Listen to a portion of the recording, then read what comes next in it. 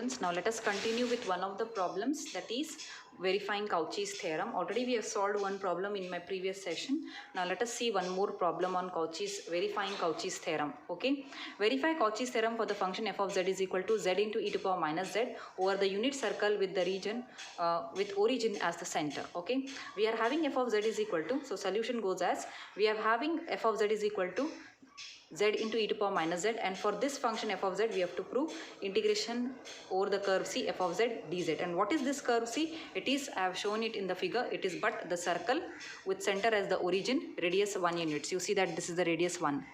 Okay, I have just drawn it. Okay, so the radius 1, we have to prove that integration of this over the curve C over this circle C is 0. So to prove that this is 0. Okay, so let us solve this. Okay, so since C right here, since the circle C is having center as the origin and radius as 1, so r is equal to 1, the radius r is 1, it is fixed, it's given to us already, and the center is origin. If I consider any point on the circumference of this circle, that is on the boundary of the curve C, z, any point z on the boundary of the curve C, so the distance between the boundary point and the origin, which is 0, the distance is already taken by mod of that, is equal to 1. Since the radius is 1, r is 1. So now I can write in polar form. So or I can write mod z is equal to 1. How can I write mod z is equal to 1 in polar form? I have told you already, it can be written as e to power I theta, that is z is equal to e to power I theta. Since r is equal to 1, it is replaced by 1. Okay, so no need to write for any value r, okay, because it is 1.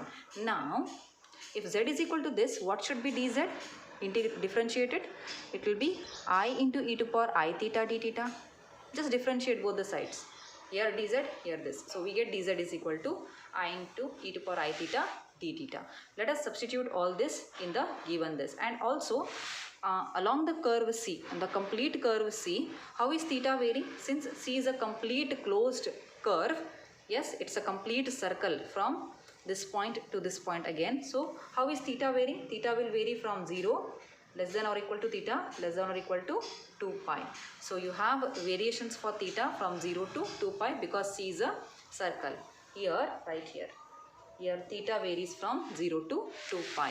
Therefore, integration over the curve C, z into e to power minus z dz will be equal to, let us do the substitutions here. It will be integration from theta going from 0 to 2 pi, z value e to power I theta, e to the power minus z means e to power minus e to power theta, dz value is I into e to power I theta d theta, like this.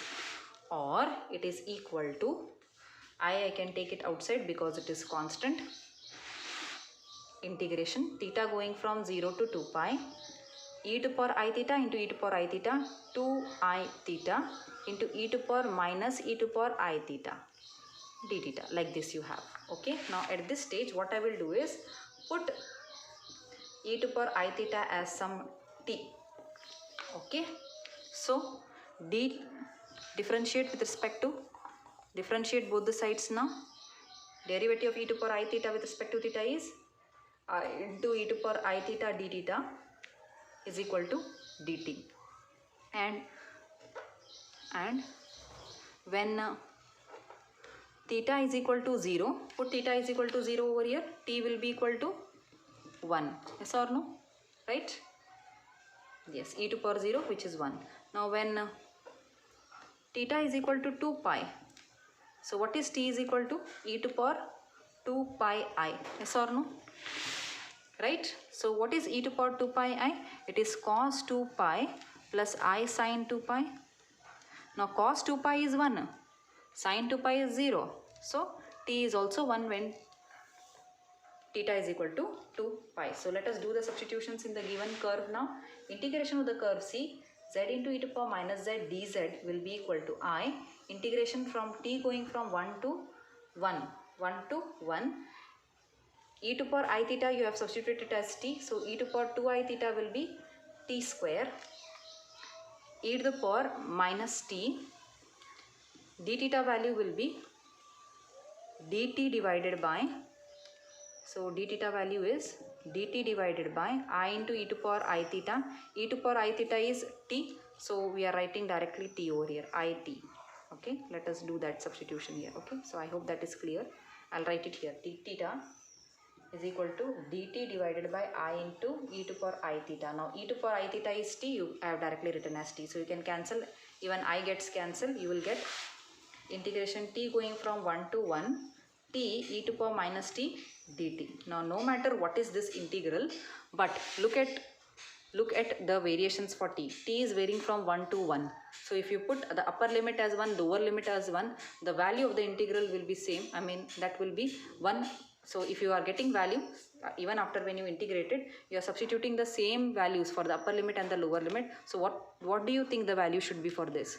Definitely it will be 0, because the upper limit and the lower limit, they both are same. Yes or no? Say if I say x square by 2 with limits from 1 to 1, will it not be 0? It will be 1 by 2 minus 1 by 2. It will be 0. Likewise, no matter what is this integral, but when you put the upper limit as 1, lower limit as 1, the integral value will be 0. Hence, we have proved that yes, the integration of the curve C, z into e to power minus z dz is 0. Hence, the Cauchy's theorem is verified. Okay.